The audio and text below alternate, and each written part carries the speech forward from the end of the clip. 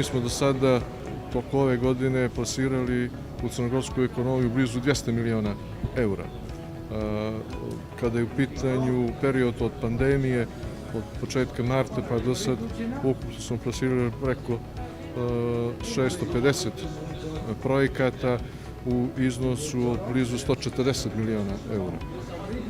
Ukupno u Ulcinju smo do sada plasirali preko 41 milion eura, od čega samo u ovoj godini smo plasirali blizu 6 miliona.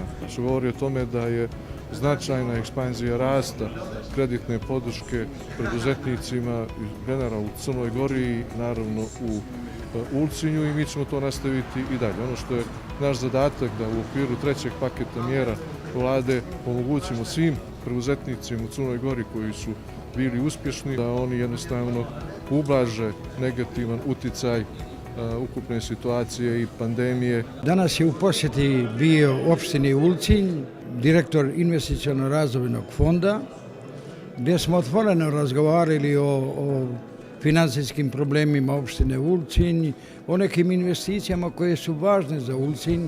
Između ostalog smo rekli otvoreno kako možemo da konkurišemo za jedan kredit koji je infrastrukturnog karaktera, znači spajanje bulevara Skenderbega sa bulevarom Teuta.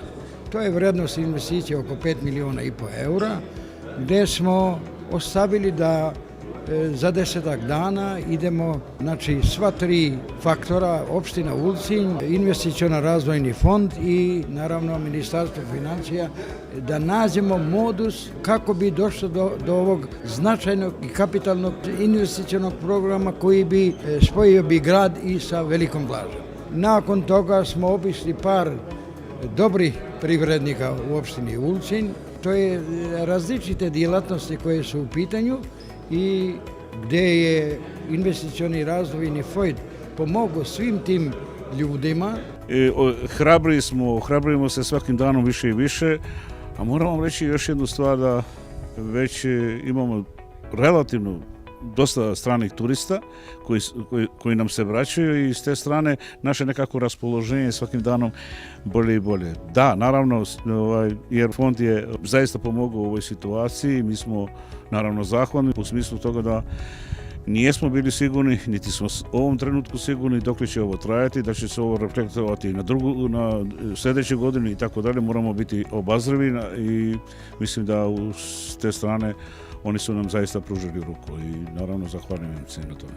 Zahvaljujući vladi Crne Gore koji je u prvom paket mjere koji je izašao sa pomoć platama, to jest da refundira jedan dio plate, to mi smo sačuvali radnu snagu i na kraju smo već na ovaj treći paket mjere koje je vlada Crne Gore donela i za privrednike mi smo i to iskoristili da smo bili u mogućnosti da tražimo od Fonda za razvoj koji već dugogodišnji smo saradnici sa Fondom za razvoj i jako smo zadovoljni.